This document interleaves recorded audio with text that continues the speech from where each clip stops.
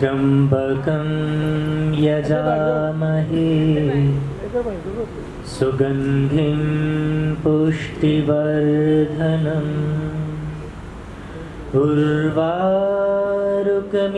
बन्धनान् मृत्योर्मुक्षीयमामृतात्।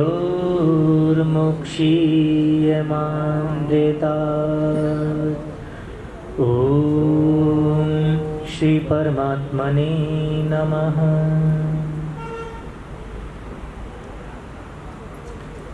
इस आर्य समाज के पवित्र प्रांगण के अंदर बड़े भव्य कार्यक्रम का आयोजन करने वाले हमारे इस आर्य समाज के सभी अधिकारीगण, पदाधिकारीगण, श्रद्धामयी वंदनीय मातृशक्ति, उपस्थित धर्म प्रेमी सज्जनों और बड़ा ही सुंदर मंच का संचालन कर रही आदरणीय बहन गीता जी, मुझसे पूर्व बहुत सुंदर भजनों की प्रस्तुति दे रही थी बहन जी और आदरणीय विवेक जी। ये गीत जो विवेक जी गा रहे थे उसको गाने में ना अच्छों का पसीना छूट जाता है। बड़ा गीत है और बड़ा सुंदर गीत है, तो उन्होंने बड़ी अच्छे से उस गीत को गाया, तो उनका भी बड़ा धन्यवाद है। आज हम थोड़ी सी चर्चा कर लेते हैं और थोड़ी सी चर्चा से पहले मैं यहाँ के जो अधिकारी लोग हैं उनके लिए मैं निश्चित रूप से शुभकामना करता हूँ कि सारे के सारे पदाधिकारी एक दूसरे का अपने से ज़्यादा सम्मान करते हैं। प्रधान है वो प्रचार मंत्री को आकर के लेकर के आता है कि नहीं नहीं नहीं आप करो। कोषाध्यक्ष है वो मंत्री को आगे करता है, मंत्री दूसरे संरक्षक को आगे बैठाता है कि नहीं आपके लिए ये जगह उचित है, आप बैठो, हम और दूसरों का सम्मान करेंगे। तो जब तक ये आत्मभाव जो अपना होता है, जब तक वो दूसरे के भीतर न डाला जाए, तब तक प्रेम पैदा नहीं होता और तब तक फिर ये इतने सुंदर आयोजन भी नहीं होते। मेरी आवाज़ पीछे तक आ रही है? आप थोड़ा सा चाहो तो और आवाज़ थोड़ी तेज कर दें। तो बस थोड़ी सी चर्चा आज मैं विज्ञान के रूप में जो यज्ञ से संबंधित है वो करूँगा, क्योंकि आज से लगभग 5000 साल पहले तक, और केवल यहाँ नहीं और भी जितनी सृष्टियाँ हैं, मैं मंगल की भी सृष्टि को थोड़ा थोड़ा पढ़ता रहता था पीछे और थोड़ा बहुत जानने का प्रयास भी किया था। हमारा जितना भी विज्ञान उत्पन्न होता था वो यज्ञ परंपरा से और यज्ञ की प्रक्रिया से ही प्रारंभ होता था। आयुर्वेद जो एक ग्रंथ है पूरा का पूरा, उस आयुर्वेद को जो जितना गहरे से जानता है वो प्रत्येक व्यक्ति वो वैद्य जो व्यक्ति होता है वो प्रत्येक वस्तु को, वनस्पति को, प्रत्येक औषधि के गुण, कर्म और स्वभाव को जानता है। ये कह रहा है कि माइक मैं दूसरा लगाता हूँ, आवाज़ पीछे तक जाएगी। हाँ लगा दो।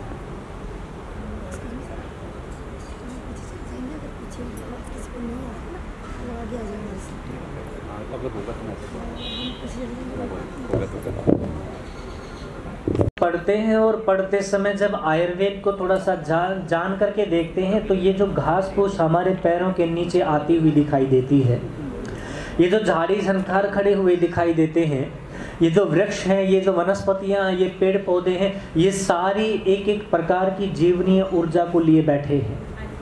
एक एक पौधे के भीतर कितनी गहरी संवेदनाएं हैं, कितनी गहरे परमाणु हैं जो विज्ञान को खड़ा करने वाले हैं। जो आयुर्वेद के मनीषी होते हैं वो जानते हैं कि किस रोग के अंदर कौन सा पेड़, कौन सा पत्ता, कौन सा पौधा चाहिए होता है, क्योंकि उन पौधों के भीतर वो चीज़ें होती हैं और उनको जब हम दवा के रूप में पिलाते हैं, खिलाते हैं, तो वो मनुष्य को स्वस्थ कर देती है। अब इनके अंदर जो पांचों के पांचों महाभूत होते हैं, पांचों महाभूतों के अलग अलग वृक्षों के अंदर अलग अलग तरह के परमाणु होते हैं। कोई वृक्ष ऐसे होते हैं, वनस्पतियां ऐसी होती हैं जो अग्नि प्रधान होती हैं, जिसके अंदर काली मिर्ची, सफ़ेद मिर्ची, दालचीनी, तेजपत्र आदि जो इस तरह के जो पौधे होते हैं ये अग्नि तत्व प्रधान पौधे होते हैं। कुछ ऐसे होते हैं जो वायु प्रधान होते हैं, कुछ ऐसे होते हैं जो जल प्रधान होते हैं, कुछ ऐसे होते हैं जो अग्नि ये अंतरिक्ष प्रधान होते हैं। वो उन आयुर्वेद के जानने वालों को ये पता है और वो ये जानते हैं कि किस समय किस चीज़ का प्रयोग करना है, तो उन पौधों को लेकर के सामग्री के रूप में और उन सामग्री को बना करके उसका प्रयोग करना शुरू कर देते हैं। हम जो ये यज्ञ करते हैं, महर्षि स्वामी दयानंद जी ने जो ये यज्ञ की परंपरा बताई है ना, ये एक सामान्य यज्ञ की परंपरा है जो नित्य कर्म होता है हमारा, ये याग नहीं है। याग तो और बड़ी चीजें होती हैं और विशेष चीजें होती हैं जिनके लिए हमारी कामनाएं जुड़ी होती हैं, हमारी प्रार्थनाएं जुड़ी होती हैं, लेकिन ये यज्ञ ऐसा होता है जिसके अंदर ना हमारी कामना होती है ना हमारी प्रार्थना होती है, ये हमारा नित्य कर्म होता है। अगर हम श्वास लेते हैं तो बदले में हमें 16-17 आहुति तो देनी ही पड़ेंगी, लेकिन जो कामना पूर्ण करने वाले यज्ञ होते हैं वो भिन्न होते हैं और वो कामना के साथ साथ में वहाँ सामग्रियों का भी महत्व अलग हो जाता है, अलग अलग प्रकार के मंत्रों का भी विनियोग अलग अलग होता है और अलग अलग प्रकार के जानने वाले ब्रह्मा से लेकर के और वो जो यजमान जो पुरोहित होते हैं वो भी उसी प्रकार के चुने जाते हैं जो उस तरह के विज्ञान को जानते हों जो अब यजमान को चाहिए होता है। आपको क्या लगता है कि जब हम यज्ञ के ऊपर बैठते हैं तो यज्ञ की अंदर से जो तरंगे निकलते हैं वो कोई सहज तरंगे हैं, सामान्य तरंगे हैं? नहीं, विशेष तरंगे होती हैं। यज्ञ के अंदर जो सामग्री होती है उसके अंदर सुगंधिदायक पदार्थ भी होते हैं, पुष्टिदायक भी होते हैं, रोगाणुनाशक भी होते हैं, ये सब प्रकार के होते हैं। घृत के साथ मिल करके मनुष्य के जीवन को वो वैसा वैसा बनाते जाते हैं। आपको क्या लगता है कि जो ये हलवाई लोग होते हैं ये बड़े मोटे तगड़े दिखाई देते हैं? ऐसे होते हैं जिस स्टूल के ऊपर वो बैठ करके हलवाई जो प्रारंभ के अंदर दुकान खड़ी करता है 2-4-6 महीने के अंदर वो इतना मोटा हो जाता है, उस स्टूल छोटा पड़ने लगता है, बैठने की जगह छोटी पड़ने लगती है। आप उससे कहो कि भाई इतना तंग हो गया, इतना ये फालतू का ये मोटापा बढ़ गया तेरे अंदर, तू कम खाया कर। तो प्रत्येक हलवाई का एक ही उत्तर मिलता है कि मैं तो दिन भर में शायद 1 रोटी खाता हूँ, ज़्यादा से ज़्यादा 2 रोटी। तो कहते हैं 1 रोटी खाते हो, ये तो बड़ी ऐसी बात है, अटपटी बात है, तो इतना मोटापा कैसे बढ़ा?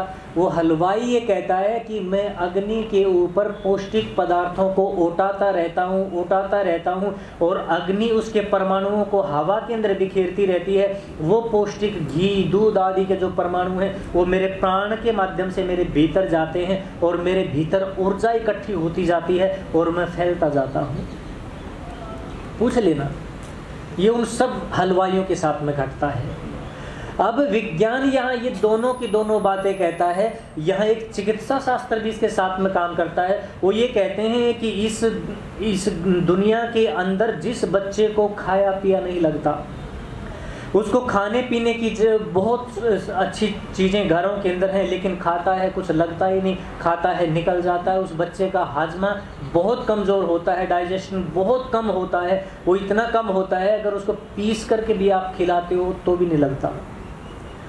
तो उनके लिए ये कहता है कि ऐसे बच्चों को, ऐसे लोगों को आप यज्ञ के पास में ले जा करके बैठा दो, अग्नि को जलाओ और जो बच्चे को खिलाना चाहते हो वो अग्नि को देना शुरू कर दो। वहाँ अब अग्नि खाएगी और अग्नि खा करके उसको हवाओं को दे देगी। बहुत सूक्ष्म परमाणु होंगे और जो उस कमरे में बैठा हुआ बालक है या बच्चा है, उस बच्चे के भीतर प्राण के द्वारा वो औषधियाँ जाएंगी जो आपने औषधियाँ दी हैं और वो बच्चा भीतर ही भीतर धीरे धीरे तंदुरुस्त होता जाएगा। ये कहते हैं कि 3 महीने के बाद में चाहे कोई शरीर से भले ही पंजर बन गया हो, वो 3 महीने के बाद में ऐसा हो जाएगा जैसे कायाकल्प हो गई हो।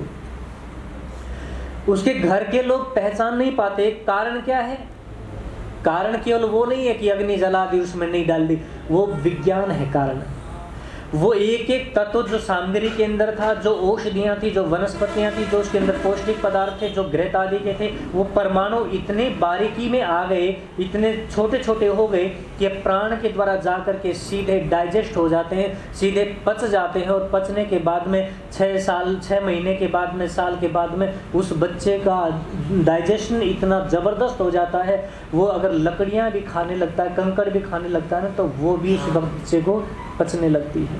इतना ज़बरदस्त। अगर किसी को घर के अंदर ऐसा लगता हो कि कोई बच्चा हमारा ऐसा है, तो ये प्रयोग करके देख लेना। और औषधियों की जो लकड़ियाँ होती हैं, आम की है, पीपल की है, बरगद की है, ये भी लकड़ियाँ आप प्रयोग कर सकते हैं। बरगद की लकड़ी इसके अंदर सबसे महत्वपूर्ण चीज़ है। क्योंकि बरगद जो होता है वो पुष्टि वर्धन का काम करने वाला होता है, 8 धातुओं को बढ़ाने वाला होता है। उसकी लकड़ियों के अंदर जब यज्ञ किया जाता है, समिधाओं में यज्ञ किया जाता है, तो निश्चित रूप से पुष्टि बढ़ती है। अब मैं इससे थोड़ा सा और आगे जाऊंगा। लगभग इन्हीं दिनों की बात है, दिसंबर का महीना था। 1984 के अंदर भोपाल का गैस त्रासदी कांड हम लोग जानते हैं जो आर्य समाज से जुड़े हैं। 1984 की रात के अंदर वो भोपाल के अंदर जो एक बड़ी फैक्ट्री थी, कंपनी थी, उसके अंदर जहरीली गैस का रिसाव हुआ। और रिसाव हुआ तो वो गैस बाहर बढ़ती चली गई। अब उस गैस के एपिसेंटर के अंदर, उसके प्रभाव क्षेत्र के अंदर जो भी आता वो मरता चला जाता। कहते हैं कि रात को जब वो बहनी शुरू हुई और सुबह होते होते जब वो उसका विस्तार बढ़ता जाता था और उसके सामने कुत्ते जो चल रहे थे उठ करके वो जो भी उसके उसमें आते, परिवेश में आते, वो वही मर जाते। सूअर आते, सूअर मर जाते, मनुष्य आते, मनुष्य मर जाते। यहाँ की ऊपर से उड़ने वाले जो पक्षी हैं, वो पक्षी जब उसके ऊपर से उड़ रहे थे तो ऊपर से ऐसे गिर रहे थे जैसे कोई व्यक्ति पत्थरों को ऊपर से नीचे डाल रहा हो, ऐसे मर रहे थे। और मरते मरते दूर तक का वो दायरा उसने घेर लिया। और कहते हैं कि लगभग उस समय 25,000 से 30,000 लोग मारे गए। लेकिन एक घटना ऐसी घटी कि उसी के अंतराल में एक घर, एक परिवार ऐसा था जिस परिवार का कोई सदस्य नहीं मरा। यहाँ तक उनकी एक गाय थी, वो गाय भी नहीं मरी। जब ये बात अगले दिन उस पूरे भोपाल के अंदर फैली तो क्योंकि विश्वव्यापी घटना थी, बाहर की कंपनियां भी आई उस घटना को जांच करने के लिए, देखने के लिए। तो वहां से एक नेशनल ज्योग्राफी की टीम भी आई थी अमेरिका से। वो नेशनल जियोग्राफी की जो टीम आई थी उसने वो परीक्षण कर रही थी गैस का लिकाव, ये लीकेज कैसे हो गया, इसका प्रभाव कितना पड़ा। और वो करते करते जब उनको ये पता लगा कि इसी के अंदर, इसी जगह के अंदर एक ऐसा मकान है, एक ऐसा घर है जिसका कोई भी व्यक्ति मरने की बात तो क्या, उनको छींके तक नहीं आई। तो उन्होंने कहा ये आश्चर्य हुआ कैसे, क्योंकि उससे दूर तक के लोग मर गए थे। वो वहां उस घर के अंदर गए और जाकर के उन लोगों से पूछा, कुशवाहा परिवार था वो, उनसे पूछा कि भाई बात क्या हो गई, आप लोग मरे क्यों नहीं, क्योंकि यहाँ के आसपास के सब लोग मर गए हैं। वो कहने लगे जी हमें जब वो बदबू आनी शुरू हुई, वो गैस का प्रभाव हमारे ऊपर भी होने लगा, हमारे शरीर तरफने लगे, तो हमने सोचा कि जहरीली गैस का रिसाव हो गया है। और हम प्रतिदिन क्योंकि यज्ञ करते थे, हमारा घर भी सारा गोबर से लेपा हुआ है, और हमने उसी दिन उसी रात्रि से यज्ञ करना प्रारंभ कर दिया। यज्ञ करना प्रारंभ कर दिया। हमारी गायें भी थी, हमने देखा गायें, 2 पशु मर रहे हैं लोगों के, तो हमने अपनी गाय को लेकर के अपने घर के अंदर हम ले आए और हमने यज्ञ शुरू कर दिया। गाय के घी से यज्ञ कर रहे थे। जैसे जैसे गाय के घी से यज्ञ होता जा रहा था और वहाँ का घर का वातावरण और आसपास का वातावरण साफ होता जा रहा था, जो गैस के रेडिएशन है, जो गलत प्रभाव वो खत्म होता जा रहा था। जियोग्राफी की टीम ने नहीं माना, वैज्ञानिकों ने नहीं माना।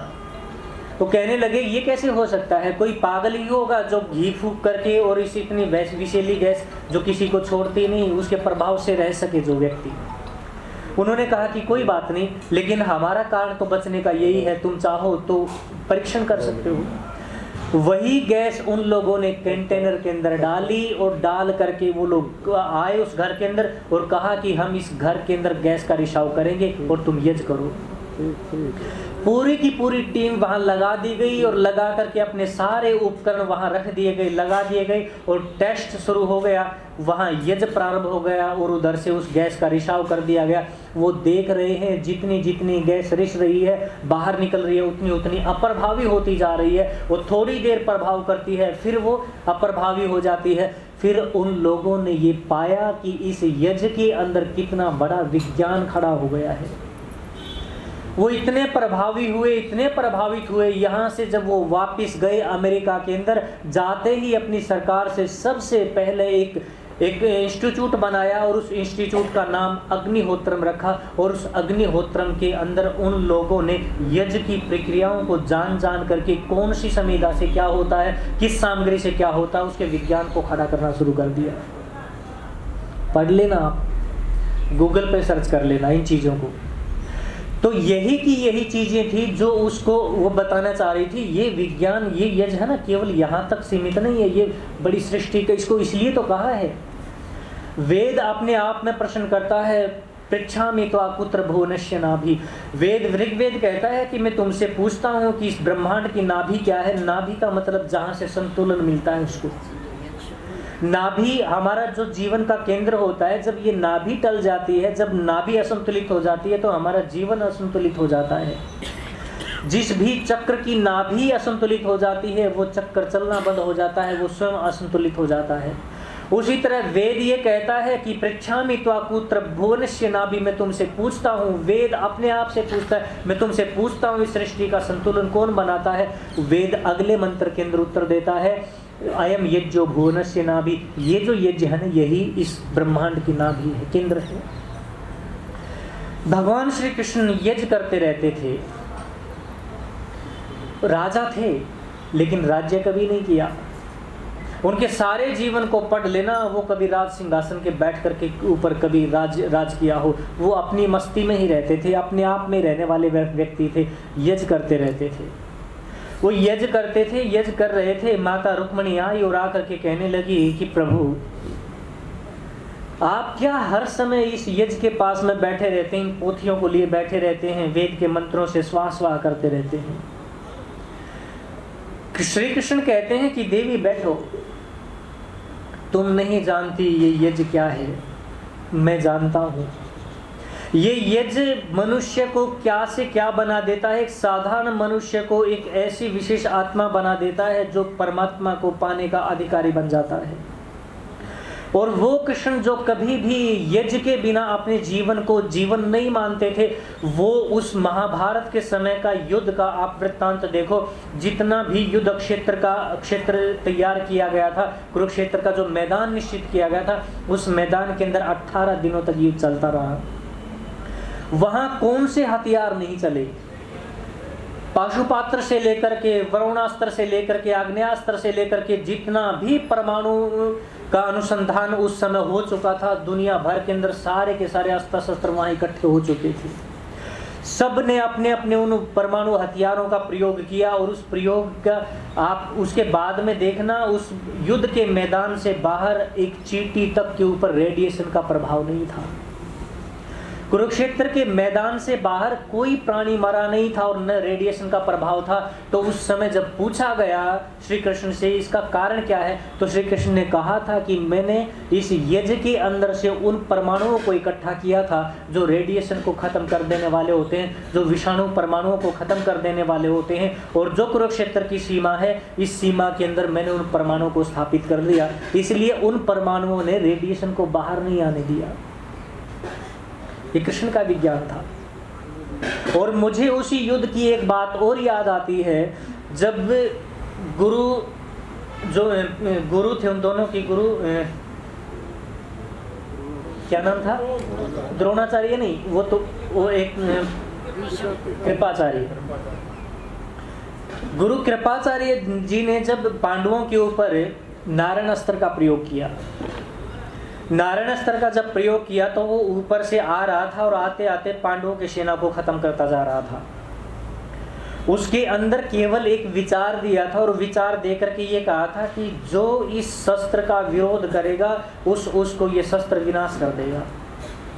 और वो आगे आगे आता जा रहा था। आते आते श्री कृष्ण ने देख लिया कि नारायण अस्त्र है। और नारायण अस्त्र का मतलब है जो उस अस्त्र का विरोध करने वाला कोई भी व्यक्ति हो, उस व्यक्ति के विरोध को वो खाता है, उसकी तरंगों को खाता है। और वो तरंगों को खा करके जहाँ से वो तरंगे पैदा होती हैं विरोध की, उसके विपरीतता की, तो उस व्यक्ति को भी नष्ट कर देता, उस स्रोत को ही खत्म कर देता था वो। तो जब आता जा रहा था, सेना खत्म होती जा रही थी, जो उसके ऊपर प्रभाव वो अपना वार करता था, अस्त्र शस्त्र चलाता था नारायण अस्त्र के ऊपर, उसकी अग्नि और प्रचंड होती जाती और क्रोधी होता जाता था। और क्रोध के आते आते भीम की तरफ आ रहा था वो, क्योंकि भीम का जो युद्ध था वो बड़ा भयंकर युद्ध चल रहा था। कृष्ण ने देखा और कृष्ण ने आकर के अर्जुन से कहा कि अर्जुन शस्त्र डाल दो। जो सामने है ये नारायण अस्त्र है, ये कोई साधारण अस्त्र नहीं है। और अपने मन के अंदर विरोधियों के प्रति, प्रतिपक्ष के अंदर जो विरोध की भावना है, उस विरोध की भावना को अपने हृदय से निकाल दो। तुम्हारी कोई विचार, तुम्हारा कोई तरंग बाहर न जाए। ये सब घोषणा होने के बाद में सबको कह दिया गया। कृष्ण ने देखा अभी तक भीम युद्ध कर ही रहा है और वो भीम की तरफ चल रहा था, तो श्री कृष्ण रथ छोड़ करके भीम की तरफ गया और जाकर के कहा, मूर्ख, तूने मेरी बात नहीं सुनी? तू ये जानता है सामने कौन सा अस्त्र है? ये नारायण अस्त्र है और ये तुम चाहते हो कि ये आज तुम नष्ट न हो जाओ। तुम अपनी गदा को छोड़ दो, अपने हथियारों को छोड़ दो और अपने मन के अंदर से ये जो वैर भाव है, इस वैर भाव को त्याग दो, नहीं तो ये अस्त्र तुम्हें नष्ट कर देगा। उसने अपने हथियारों को डाला और डाल करके शांत हो गया और ऊपर जो नारायण अस्त्र था वो प्रभावहीन हो गया, क्योंकि उसको विरोध के परमाणु नहीं मिले। ये जो जितने अस्त्र शस्त्र और हथियार उस समय बनाए जाते थे, चाहे वरुणास्त्र हो, चाहे अग्न्यास्त्र हो, वो सारे के सारे अस्त्र शस्त्र हथियार यज्ञ की परंपरा से, यज्ञ के अंदर उन परमाणुओं को, उन औषधियों को डाल करके, वनस्पतियों को डाल करके बनाए जाते थे। जिस तरह का अस्त्र शस्त्र हथियार बनाया जाता, उस तरह की औषधियां डालते और एक पास में यंत्र खड़ा कर देते। वो यंत्र उन अग्नि परमाणुओं को इकट्ठा करता रहता, अग्नि परमाणुओं को इकट्ठा करता रहता, जिसके साथ में आहुति देने वाले की भावना जुड़ती थी। और जिसके साथ में अग्नि के परमाणुओं की भावना जुड़ती थी, वो बैठा हुआ यज्ञ का ब्रह्मा जो आहुतियां दे रहा है, वो अपने संकल्प को उस परमाणु के साथ में जोड़ देता था और वो परमाणु उसके मन के अनुसार काम करता था, उसके निर्देश के अनुसार काम करता था। वो जैसा कहता था वो अस्त्र शस्त्र वैसा ही काम करता रहता था। उस समय के अंदर, युद्ध के अंदर, आप चाहे बर्बरी के हथियारों को देख लो, जिसके हथियार जो संकल्प देता था कि इस वृक्ष के सारे पत्ते बींद दिए जाएं तो अस्त्र वैसे ही काम करता था। इसीलिए तो उनके हथियारों से डर था।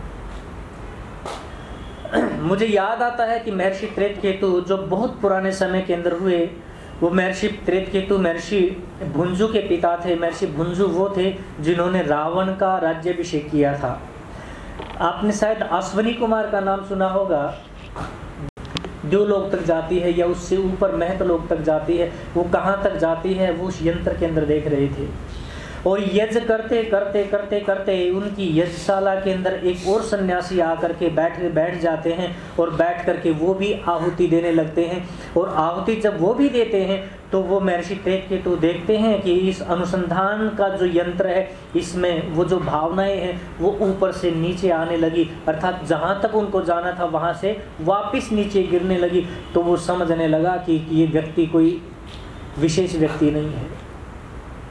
लेकिन यज्ञ को बीच में नहीं रोक सकते थे। यज्ञ पूरा किया और यज्ञ को पूरा करने के बाद में वो सामने वो बैठा हुआ सन्यासी था, उससे पूछने लगे कि आपका क्या अधिकार है मेरी आज्ञा के बिना मेरी यज्ञशाला के अंदर आने का।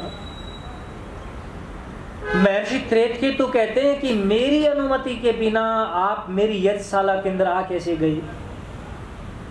आपको चाहिए था कि आप मेरी यज्ञशाला से नीचे खड़े रहते और जब तक मेरा अनुसंधान पूरा नहीं होता तुम मेरी प्रतीक्षा करते।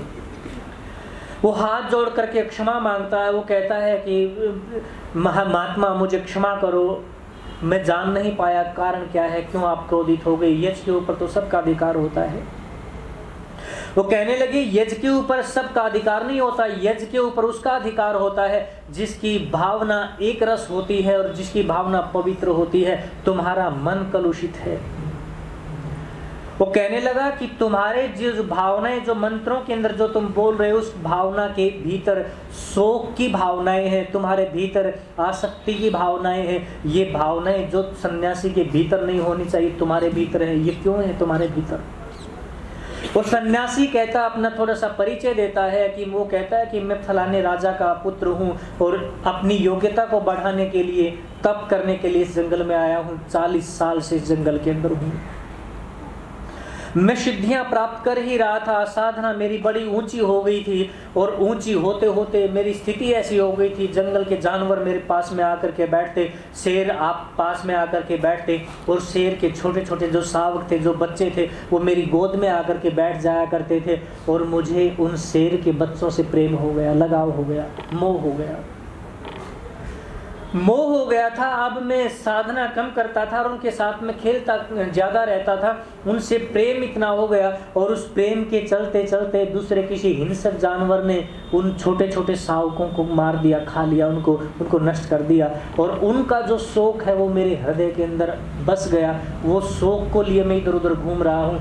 आपने बिल्कुल सही कहा है, मेरे भीतर शोक है। और उसने पूछा कि ये शोक का पता कैसे लगा आपको? कहने लगा कि तुम्हारी वाणी के अंदर से शोक के परमाणु निकल रहे हैं और मेरा ये यंत्र ये बता रहा है कि तुम्हारी वाणी में शोक के परमाणु है, इसलिए जो मेरी ऊंचाई थी वो वापस नीचे की तरफ आने लगी। वो हाथ जोड़ करके कहते हैं कि मेरा मार्गदर्शन करो, और महर्षि केतु उनका मार्गदर्शन करते हैं। फिर से वो जा करके अपनी समाधि की स्थिति बनाते हैं। मैं यहाँ केवल इतना बताने के लिए बता रहा हूँ कि हमारी वाणी के भीतर जब हम बैठते हैं और बैठ करके हम जो उच्चारण करते हैं, उच्चारण के साथ में जो हमारी मनोभावनाएं होती हैं, जो मनोकामनाएं होती हैं, अगर श्रेष्ठ मनोकामनाएं होती हैं तो निश्चित रूप से यज्ञ के परमाणु, यज्ञ की वो अग्नि है, वो हमारे लिए एक वातावरण तैयार करती है, जो हमारा आभा मंडल बनता है, जो हमारा सौभाग्य बनता है। आप देवताओं का आह्वान करते हैं, लेकिन आपको पता ही नहीं है देवता होते क्या हैं। हम सोचते हैं काहे के देवता, फालतू की बातें हैं। महर्षि स्वामी दयानंद जी लिखते हैं कि यहाँ देवताओं के लिए आहुति दी जाती है जो जड़ देवता होते हैं, लेकिन हमें तो अपने से बढ़ करके कोई देवता दिखाई नहीं देता। वहां जब आहुति, जब यज्ञ प्रारंभ होता है तो यज्ञ के प्रारंभ के अंदर ही 4 आहुति आप डालते हो। पहली आहुति के अंदर बोलते हो इदम अग्नये इदम न मम, ये अग्नि के लिए है। फिर कहते इस कोने के ऊपर पूर्व की तरफ डालते हो जहां से सूर्य निकलता है, सो उसके लिए अग्नि के लिए डालते हो। जहां से पश्चिम की तरफ जहां से चंद्रमा निकलता है वहां डालते हो इदम सोमाय इदम नमः। और फिर 2 आहुति उनके बीच में डालते हो, इदम इंद्राय और इदम प्रजापतये। कितना बड़ा विज्ञान है। महर्षि याज्ञवल्क्य को जब हम पढ़ते हैं तो ये सूत्र समझ में आते हैं कि हम छोटी मोटी क्रिया को नहीं कर रहे।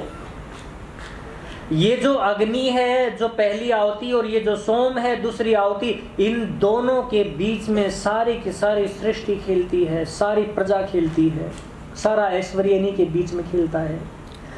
महर्षि याज्ञवल्क्य कहते हैं कि अग्नि सोमात्मकम जगत, ये जो जगत है सारा का सारा ये 2 तत्वों से प्रभावित होकर के बनता है, एक अग्नि तत्व और दूसरा सोम तत्व। इधर जब सोम तत्व निकलता है जिसका आधार चंद्रमा है, वो इस सारी की सारी सृष्टि के भीतर रस पैदा करता है। और उधर से जब सूर्य निकलता है तो वो सूर्य उस रस का पाक करता है, उस रस को पका देता है और पकाने से उसके भीतर जीवन पैदा होता है। और वो जीवन ही हम सब जगत को धारण किए हुए हैं और इसके अलावा नहीं। आप देखना इस घास के मैदान के अंदर जहां कहीं पत्थर पड़ा हो, जहां सूर्य की किरणें न गिरती हो, चंद्रमा की रोशनी न गिरती हो, उस पत्थर के नीचे जो घास पैदा होती है उस घास का रंग हरा नहीं होता, पीला सफेद होता है। और उस घास को जब आप खाते हैं तो आप उसका जो बकबका स्वाद होता है उसको वापस थूक देते हैं, क्योंकि न उसके अंदर रस बन पाया था और न रस का पाक हो पाया था। न तो चंद्रमा की किरणें ही गिर पाई और न ही सूर्य की किरणें उसके ऊपर गिर करके उसको पका पाई, इसलिए वो खाने जैसी उसके अंदर जीवन जैसी कोई चीज दिखाई नहीं देती। वो वहां कहता है, यजमान कहता है कि मैं अग्नि हूं, ये मेरी तरफ का है। वो अपनी पत्नी जो साथ में बैठी होती है वो कहता है कि ये सोम है, और हम दोनों से ही 2 चीजें पैदा होंगी गृहस्थ जीवन के अंदर। वो एक इंद्र है जो ऐश्वर्यों को लेकर के आने वाला होता है, क्योंकि गृहस्थ जीवन बिना ऐश्वर्यों के नहीं चल सकता। और दूसरी तरफ वो कहते हैं कि प्रजापति की आहुति देती है, प्रजा भी बिना गृहस्थ के पैदा नहीं हो सकती, जो बिना अग्नि को ये दोनों आहुति दिए इस जीवन के अंदर कभी सुख को प्राप्त नहीं कर सकता। इसलिए ये कहते हैं कि ये जो देवताओं को आहुति जाती हैं, अब कितनी छोटी छोटी बातें हैं, मेखला बना देते हैं यज्ञ की वेदी के चारों तरफ। उस मेखला के विज्ञान को हमने नहीं समझा। हम सोचते हैं कि नहीं ये बस ऋषियों ने कहा है मेखला बना दी और जल का छिड़काव कर देते। ऋषियों ने कहा है जल का सिंचन करो। वो जो सिंचन होता है ना वो छिड़काव नहीं होता, सिंचन का मतलब है भर दो उसको।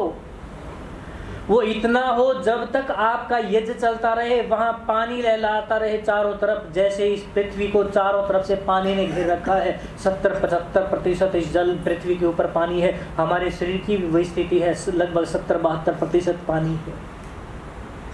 वहां विज्ञान है, वो विज्ञान ये कहता है कि यहाँ 2 तत्व हैं। अग्नि तत्व जिसको हमने उद्बुद्ध कर दिया है 5 आहुतियों के माध्यम से, वो अग्नि कहीं अकेली न पड़ जाए, उसके अंदर कुछ विकार न आ जाए। सोम तत्व भी इसके साथ में होना चाहिए, जो उसकी मर्यादा बन जाती है। अब ऋषि कहते हैं कि क्यों जरूरी है ये दोनों के दोनों तत्व। वो ये कहते हैं कि जब यज्ञशाला के अंदर बैठ करके यजमान यज्ञ करता है तो उसके भीतर कोई दूसरी मनोकामना यज्ञ करते करते न आ जाए, कोई अभद्र उसकी बात उसके मन में न आ जाए, कोई ऐसा विचार उसके मन में न आ जाए जो उस यज्ञ से संबंधित नहीं है। तो वो कहते हैं कि यज्ञ जो जल की तरंगे होती हैं, वो जल की तरंगे उस भावना का भक्षण कर लेती हैं, उस भावना को खा लेती हैं, जो आहुति तक नहीं पहुंचने देती।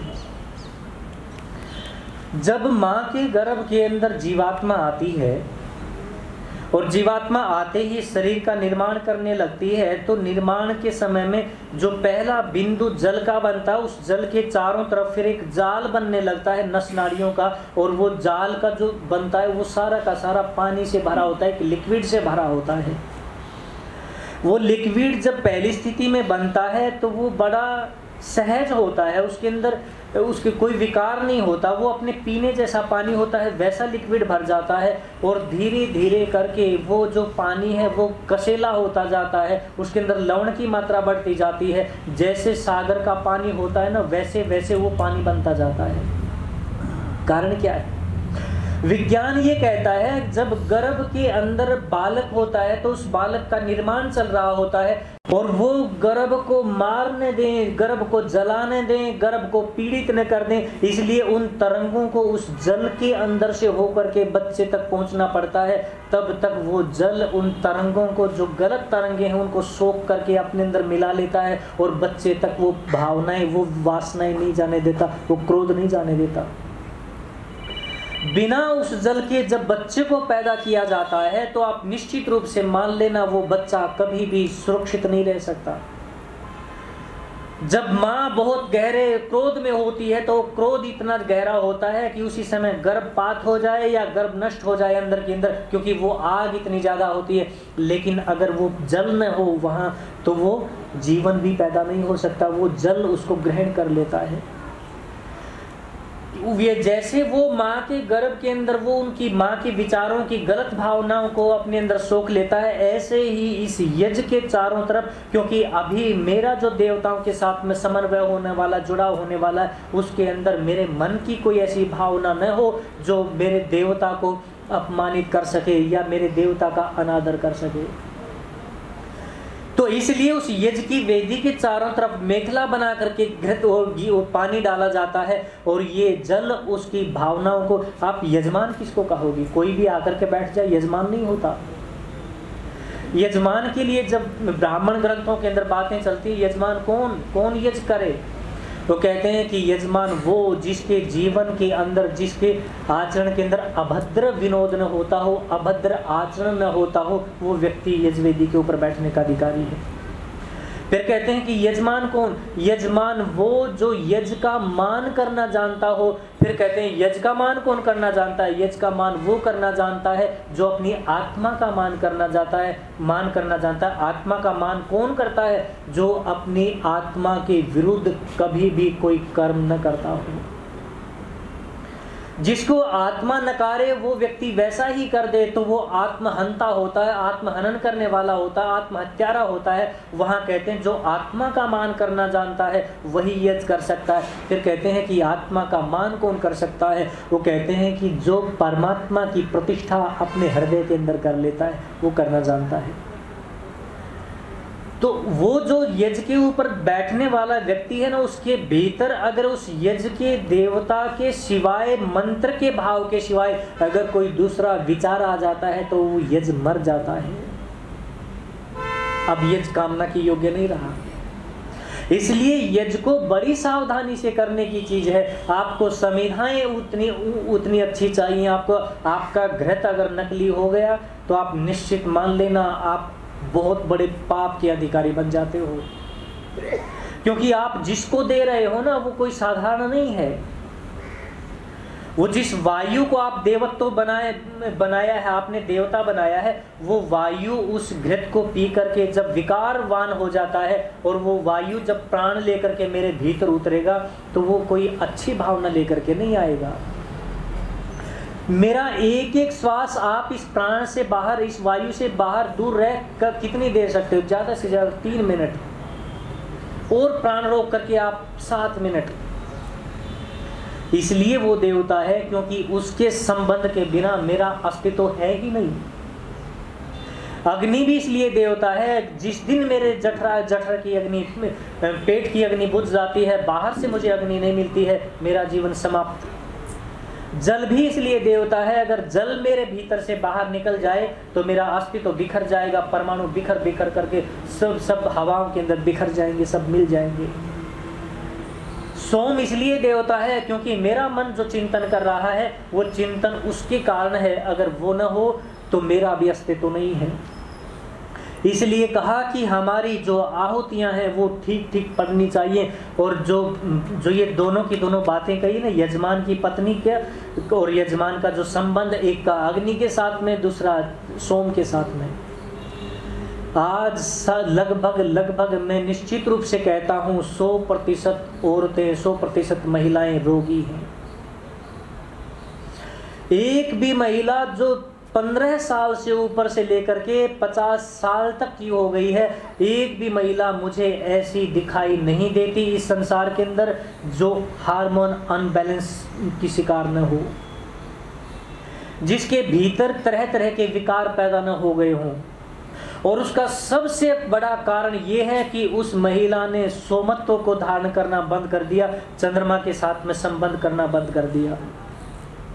और आज मनुष्य के अंदर, आदमी के अंदर सबसे ज्यादा बीमारियां इसलिए पैदा हो गई हैं क्योंकि उसने सूर्य के दर्शन करने, सूर्य की आभा, उगते हुए सूर्य की लाली को लेना बंद कर दिया, इसलिए उसके भीतर सारे विकार पैदा होने लग गए। नहीं तो इन चीजों के साथ में हमारा इतना गहरा संबंध था। माँ ने तो अपने बेटे को ये कह दिया था कि बेटा देख, ऊपर जो चांद दिखाई दे रहा है, ये चांद सामान्य चांद नहीं, तेरा मामा है, ये भाई है मेरा।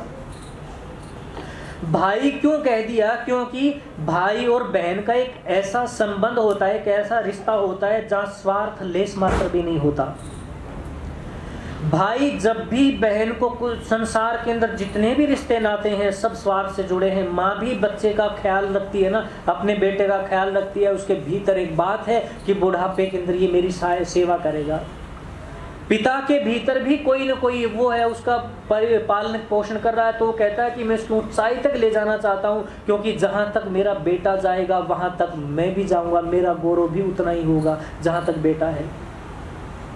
पत्नी भी उससे किसी न किसी स्वार्थ से जुड़ी है, सब चीजें जो आज जुड़ी हैं, लेकिन भाई और बहन का जो संबंध होता है ना वो कतई निस्वार्थ होता है। भाई उसको देता ही जाता है, लेकिन उसके भीतर ये पता है कि भाई बहन के पास में लेने जैसा कुछ भी नहीं होता, हम बहन से ले ही नहीं सकते, क्योंकि जो बहन से वापस कामना करता है कुछ मांगने की, उससे नराधम कोई व्यक्ति नहीं माना जाता हमारी संस्कृति के भीतर। वो देता तो है, जीवन भर देता रहता है, लेकिन अपेक्षा कभी नहीं करता कि वो लौट करके आएगा। लौट करके जब न आने का ये जो निस्वार्थ भाव है वो बहन और भाई के भीतर ही होता है, और बहन का भी होता है। बहन के पास में जब ऐसी स्थितियां घट जाएं, जब अन्न समाप्त होने लगे, खाना पीना खत्म होने लगे, और वो एक जगह भाई बैठा हो, पुत्र बैठा हो, पति बैठा हो, और वो भोजन बना रही हो थोड़ा बहुत, जब थोड़ा थोड़ा सबको बांट करके दे रही हो, तो सबके भोजन का हिस्सा कम करती जाएगी और भाई का भोजन का हिस्सा उन सब के अंदर से बढ़ा करके दे देगी। स्वभाव है ये, स्वभाव है। उसको पुत्र से है प्रेम बहुत है, पति से है बहुत प्रेम, प्रेम है स्वभाव से, लेकिन उसका जो हृदय है ना वो उस भाई को ज़्यादा देना चाहता है जिसके साथ में एक पता नहीं एक ऐसा संबंध है जो नियति का दिया हुआ है, वो अपने आप ही हो जाता है, उससे वो जानबूझ करके नहीं करती, अब अनजाने में ही उसके पास में ज़्यादा भाग जाता है। इसलिए वहाँ स्त्री कहती है कि बेटा ये ऊपर जो चमकता है ना ये तेरा भाई, ये तेरा मामा है, क्योंकि निस्वार्थ भाव से ये मुझे पोषण देता रहता है। और वो जो चंद्रमा की किरणें जो महिलाएं अपने गर्भस्थ काल के अंदर नहीं लेती तो उनके बच्चे भी बुद्धिमान पैदा नहीं होते और शरीर से कमजोर पैदा होते हैं। आप लोगों ने देखा होगा जो हमारे पुराने किले होते हैं, उन पुराने किलों के अंदर कभी आप जाना, राजस्थान के अंदर पुराने किलों के अंदर कभी कुंभलगढ़ आदि के अंदर जाना, जा करके आप देखोगे तो सबसे ऊपर का एक जो जगह बनी हुई है उस जगह के अंदर जाली नुमा वो सारा का सारा कमरा बना होता है। मैं जब देखने गया मैंने पूछा इतनी ऊपर जहाँ हवाएं बहुत तेज चलती हैं, इन हवाओं को तो रोकने के लिए अच्छा कमरा होना चाहिए था, ये तो जाली नुमा बना दिया। तो वहाँ जो गाइड है वो ये कहता था ये कमरा केवल उन महिलाओं के लिए बनाया गया है जो गर्भवती यहाँ स्त्रियां होती थी, इस राजभवन में उनको यहाँ रखा जाता था। रात्रि भर यहाँ रहती थी, हल्के वस्त्र पहनती थी ताकि चंद्रमा की किरणें उनके ऊपर गिरने लगे, और चंद्रमा की किरणें जब उनके ऊपर गिरती हैं तो उनके गर्भ के अंदर जो पल रहा बच्चा होता है वो बहुत बुद्धिमान होता है और शरीर से बहुत ताकतवर होता है, तेजस्वी होता है। अगर किसी दुर्घटना के कारण 7 महीने के बाद में भी बच्चा पैदा होता है तो वो पूर्ण विकसित होता है, अगर चंद्रमा की किरणें उसने ली हो तो।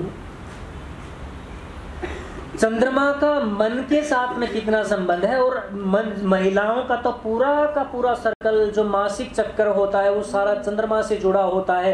अगर चंद्रमा को वो जितना जितना दूर करती जाती है उतना उतना उनका सर्कल भी, मासिक धर्म भी उतना ही कम और ज्यादा बढ़ता जाता है, वो संतुलित नहीं रह पाता, क्योंकि महिला की नाभि है चंद्रमा। जब नाभि टल जाएगी तो स्वास्थ्य भी टल जाएगा, और मनुष्य की आदमी की नाभि है सूर्य, अगर वो सूर्य के साथ में अपना संयोग चंद्रमा उनकी किरणों का संयोग न लेगा तो निश्चित रूप से उस व्यक्ति को भी कोई स्वस्थ नहीं रख सकता। अगर हमने ऐश्वर्य को प्राप्त करना है तो हमने इन दोनों तत्वों को जानना होगा। अगर हमने सुंदर प्रजा को पैदा करना है, संतानों को पैदा करना है, तो हमने इन दोनों तत्वों का ही सहारा लेना पड़ेगा। ये जितने शुद्ध होंगे, जितने पवित्र होंगे, उतनी ही सुंदर प्रजा बढ़ती जाएगी। ये तो केवल और केवल ये विज्ञान की जितनी परंपराएं हैं, जितनी भी ये सारी हैं, ये सारे हमारे अनुसंधान यज्ञ परख ही होते थे। नहीं तो आप देखो राम ने भी जितने बड़े बड़े अस्त्र शस्त्र हथियार लिए सारे के सारे ऋषियों के आश्रम से लिए। महर्षि भारद्वाज के पास में जाते हैं, निवेदन करते हैं क्या बनाया है आपने। वो महर्षि भृगु के पास में जाते हैं, पूछते हैं क्या बनाया है। महर्षि विश्वामित्र के पास में जाते हैं, क्या है आपके पास जो अस्त्र शस्त्र जो आप लोगों ने नई खोज की है। वो जहाँ जहाँ जाते जाते हैं ऋषियों के आश्रम में, क्योंकि वो एकांत शांत में होते थे और हृदय के साथ में, मन के साथ में उन परमाणुओं को जोड़ करके ऐसे ऊंचे अस्त्र बनाते थे जो विशाल होते थे, और वैसे ही यान भी बनाते थे जो मन की गति से चलते थे और मन के अनुकूल चलते थे। ये यज्ञ कोई एक सामान्य प्रक्रिया नहीं है, नहीं तो ये पागल संस्कृति नहीं रही जो आपसे पहले की थी। महर्षि ब्रह्मा से लेकर के महर्षि दयानंद तक की जो परंपरा ऋषियों की रही है, उन सारी ऋषि परंपराओं ने यज्ञ को छोड़ करके दूसरे नंबर पर सारा विधान रखा है। सबसे पहले कोई कहा है तो वो यज्ञ होना चाहिए भाई। अगर यज्ञ तुम्हारे जीवन के अंदर स्थापित है तो निश्चित रूप से मानो तुम्हारा जीवन जीवन है, नहीं तो जीवन व्यर्थ है। हम सब मिल करके इस यज्ञ की प्रक्रिया को समझें, यज्ञ की प्रक्रिया को जानें, और इस यज्ञ को यज्ञ के भाव से कि मेरा देवता मेरे सामने बैठा है और मैं कैसी कैसी हरकतें कर रहा हूँ।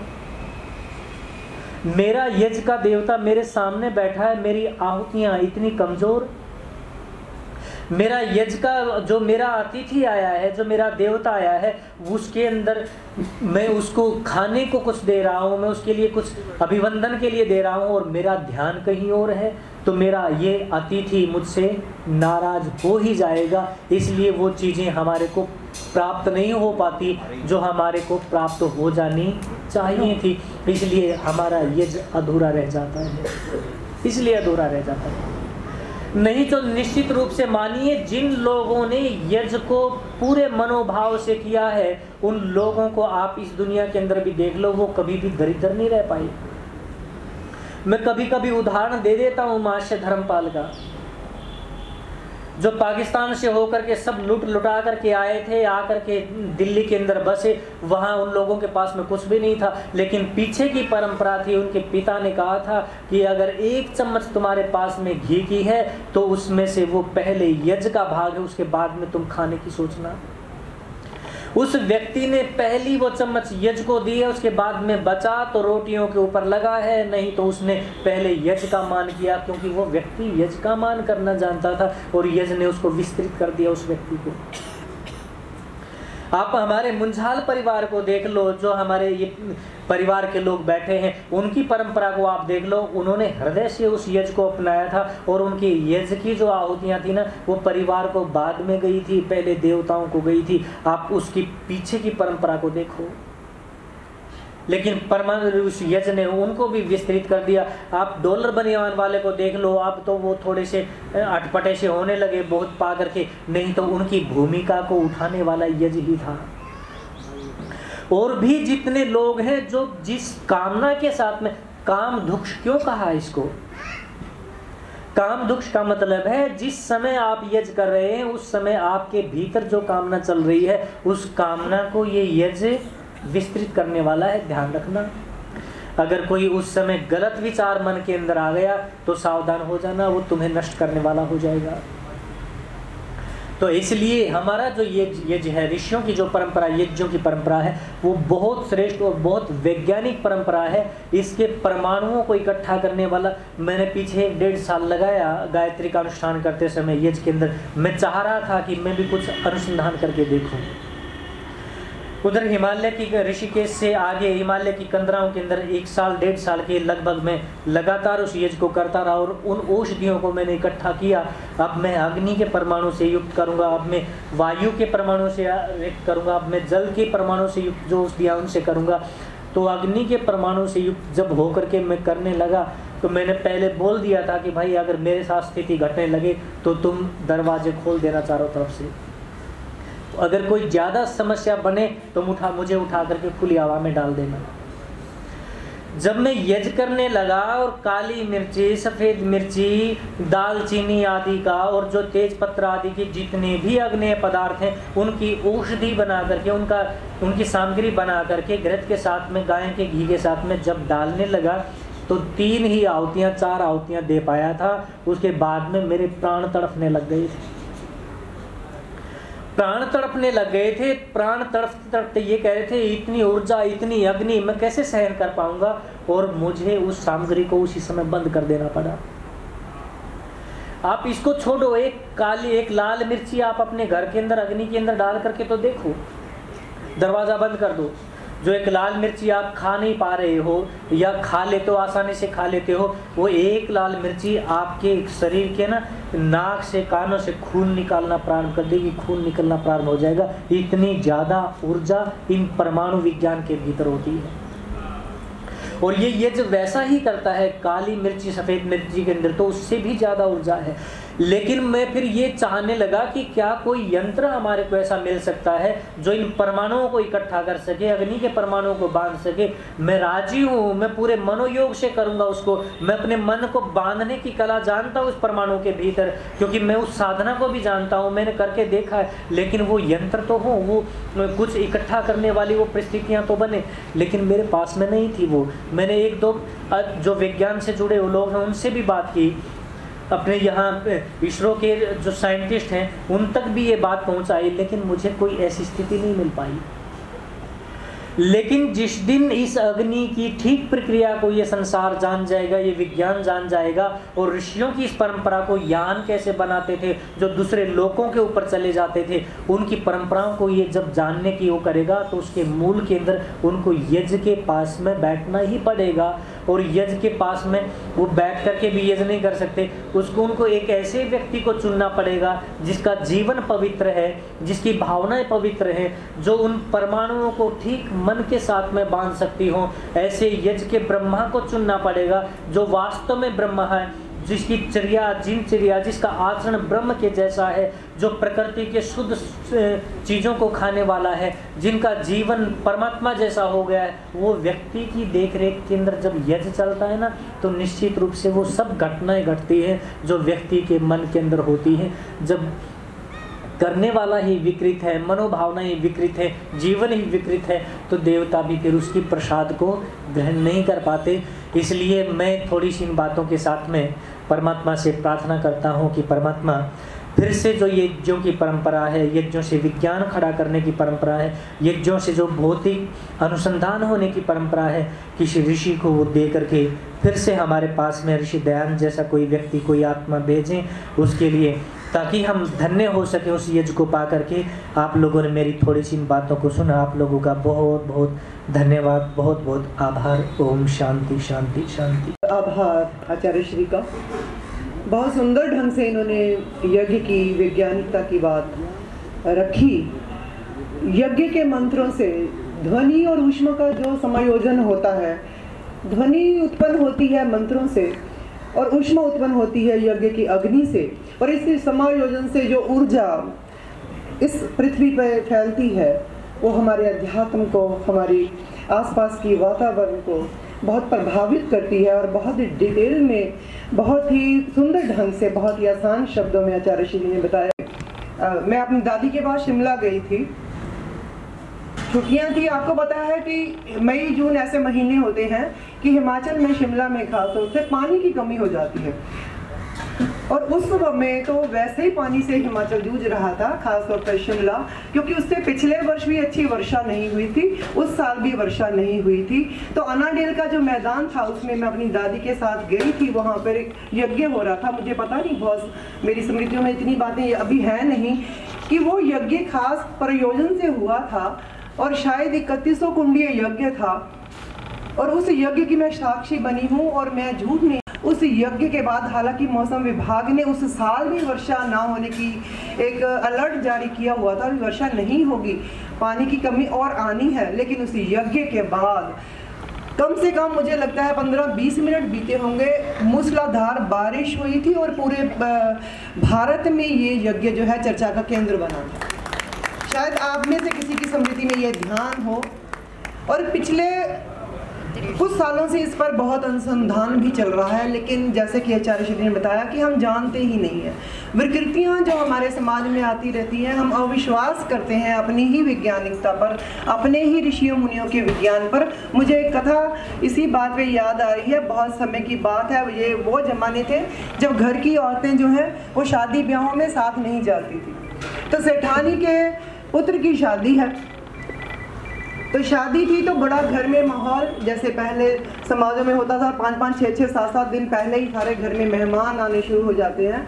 तो अगले दिन जिस दिन बारात जानी थी, जैसे प्रधान जी सारी व्यवस्थाएं देख रहे हैं, चाहे सारे हम काम करने वाले हैं, इनको पूरा ध्यान रहता है कोई चूक ना रह जाए। तो घर की जो माँ थी, सेठानी थी, उसको है भी मेरे पोते की शादी है, कोई चूक ना रह जाए, वो देख रही हैं घर की बुजुर्ग औरत। अचानक उन्होंने देखा कि दही जमाया हुआ है, सुबह जब बारात जाएगी तो मट्ठा उनको देना है, तो कहीं ऐसा ना हो कोई बिल्ली जो है वो दूध को, इस दही जो जमाने के लिए रखा है, कोई जूठा ना कर दे।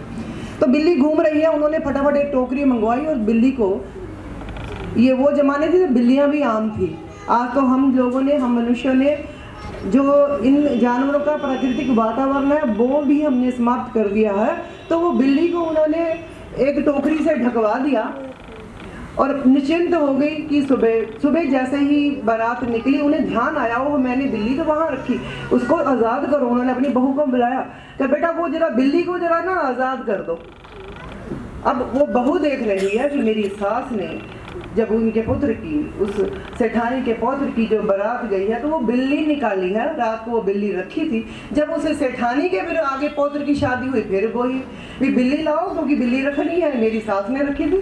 तो बिल्ली को ढका, मिल गई बिल्ली ढकी, और सुबह बारात गई, फिर बिल्ली को वो निकाल दिया। ठीक है, अब बात आते आते चौथी पांचवी पीढ़ी तक आ गई। आज के जमाने की बहुएं, अब क्या हुआ, बिल्ली मिल नहीं रही। सुबह पुत्र की बारात जानी है तो बिल्ली तो चाहिए, क्योंकि सुबह बारात जानी है, रात को बिल्ली ढकनी है। कहीं से बिल्ली का अरेंजमेंट हुआ, अमीर लोग थे, बिल्ली आई, बिल्ली को ढका। अब दूसरी समस्या, पुत्र एक ही है, क्योंकि सास ने तो बहू को कहा था। अब बहू कहाँ से आए दूसरी, पुत्र भी एक है जिसे ब्याहने जा रहे हैं। अब का सोचा कि क्योंकि परिवार में जेठानी है, उसके पुत्र की जो वधू है, पुत्र वधू, उसको बुलाओ। लेकिन परिवार का उनसे कई सालों से बोलबाला नहीं है, लेकिन पुत्र की रीति रिवाजों का ध्यान है, तो इसीलिए उसको बुलाया गया। उनको रिक्वेस्ट की कि बहू को सुबह भेजिए क्योंकि बारात जाएगी, उससे पहले बिल्ली छोड़नी है। देखिए हमारी कुरीतियाँ कैसे आती हैं। जैसा स्वामी जी ने कहा कि ये रीति रिवाज ऐसे चलते हैं। हमारे भी जो इतने सुंदर, हमारे जो जितने विज्ञान थे हमारे ऋषियों मुनियों के पास, कहीं ना कहीं विकृत होते हुए हम उन पर शक करने लगे हैं, या उसको इस रूप से पेश करने लगे हैं कि हमें ध्यान ही नहीं है कि वास्तविकता क्या थी और हमने उसे क्या बना दिया। हमारा जो ये कार्यक्रम है समापन की ओर है। मैं आदरणीय प्रधान जी श्री अरुण थापर जी से निवेदन करती हूँ कि वो आए और हमारे सभी अतिथियों का धन्यवाद करें। ओम भूर्भुवः स्वः तत्सवितुर्वरेण्यं भर्गो देवस्य धीमहि धियो यो न प्रचोदयात्। पूज्य आचार्य जी, आपका बहुत बहुत स्वागत है। आज के में आप सबका सहयोग है। सबसे पहले तो मैं आचार्य का धन्यवाद करता हूँ, आभार व्यक्त करता हूँ। फिर आए हुए सारे पदाधिकारी जितनी समाजों के हैं, दाल बाजार के हैं, मॉडल टाउन के हैं और स्कूल के प्रधान हैं, इन सब का बहुत बहुत आभारी हूँ, धन्यवाद करता हूँ। और मैं अपने टीम का आभारी हूँ जिन्होंने मिलकर ये सारा कार्य किया। हमारे सारे मेंबर्स अपनी अपनी जिम्मेवारी से बड़े बिजी रहे, सब संभाला है। मैं अकेले तो कुछ नहीं कर सकता था, मैं देख ही सकता था, किया उन्होंने। यह सारा हमने मिलजुल कर किया, तो मैं बहुत आभारी हूँ आचार्य जी का। आचार्य जी ने जो हमारे कर्मवीर मेधार्थी जी, इन्होंने बहुत ही अच्छा प्रवचन किया है। और ये मैं तो कहूँगा एक कर्मवीर योगी हैं। और मैं जैसे इन्होंने अपना जीवन बताया है, ये अपनी जगह से बहुत कम रहते हैं। जैसे इनका जन्म तो जींद में हुआ है, पर आजकल जैसे चित्तौड़गढ़ में रहें तो ये घूमते रहते हैं। 3-4 महीनों तो हिमालय की पहाड़ियों में ही रहते हैं, रिसर्च करते हैं। तो इतना ज्ञान हमें मिला है। और तो मैं तो हैरान था, जैसे बता रहे थे कि महर्षि दयानंद जी, स्वामी विरजानंद जी मिलने से पहले ये जितनी बड़ी क्रांतियाँ हुई हैं, सन्यासी के रूप में ये वहाँ प्रचार करते रहे। सुभाष चंद्र बोस और इतने बड़े बड़े हुए हैं, ये सब इनकी प्रेरणा से ही आए हैं आगे। तो इतना बड़ा ज्ञान हमको, शायद हमको भी नहीं था। बुक्स में पढ़ा था कि स्वामी ने स्वतंत्रता संग्राम में इन्होंने काफ़ी प्रेरणा मिली लोगों को, पर इन्होंने जा के साउथ में और ये प्रचार किया। हम योगासन में रहे, तो उसके बाद ये स्वामी विरजानंद जी के पास गए। फिर बताओ, उन्होंने पूछा कौन हो, क्योंकि मेरे को खुद नहीं पता मैं कौन हूँ। इतना ज्ञान प्राप्त है, हर चीज़ में इनकी मास्टरी है। तो मैं इनका बहुत बहुत धन्यवाद हूँ, धन्य हो गए। खासकर मैं संजय जी का, परमानी जी का धन्यवाद करता हूँ। इन्होंने खोज कर ये लाए, तो मैं तो वाकई में पीछे बड़ा को यहाँ हमारे जितने चाहे ये सब बिजी, कोई नहीं करता कहाँ हो गया। तो आप सबका, गुरजाल साहब का, अपना टंडन साहब का, अरोड़ा जी बैठे हैं, अरुण सूद जी बैठे हैं, मंदिर कमेटी के पदाधिकारी बैठे हैं, सबका उनका बहुत बहुत धन्यवाद। तो ये स्कूलों से भी स्टाफ आया, उनका भी धन्यवाद।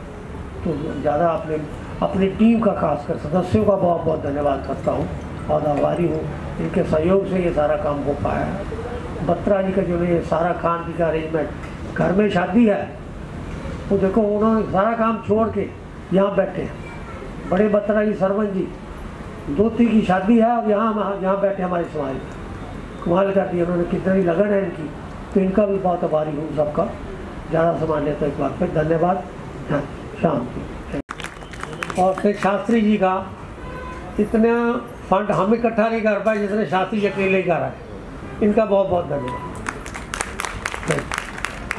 आप सिर पर हाथ रख देते हैं, वही हमें बहुत। अपनी गणेश जी का भी धन्यवाद। नहीं, सबका धन्यवाद। दृष्टिपात करें और शांत मन से शांति पाठ करेंगे। ओम देव शांति अंतरिक्षगं शांति पृथ्वी शांतिरापः शांति औषधयः शांति वनस्पतयः शांतिर्विश्वे देवाः शांति ब्रह्म शांति सर्वं शांति शांतिरेव शांति सामा शांतिरेधि। ओम शांति शांति शांति। ओम। जो बोले सो अभय धर्म की जय। बोलो महर्षि स्वामी दयानंद की, जगत गुरु स्वामी विजयानंद की, मर्यादा पुरुषोत्तम रामचंद्र जी की, योगी राज कृष्ण महाराज की, सब संतों की, सब महात्माओं की, भारत माता की, गौ माता का, आर्य समाज, वेद की ज्योति, ओम का झंडा, वैदिक ध्वनि।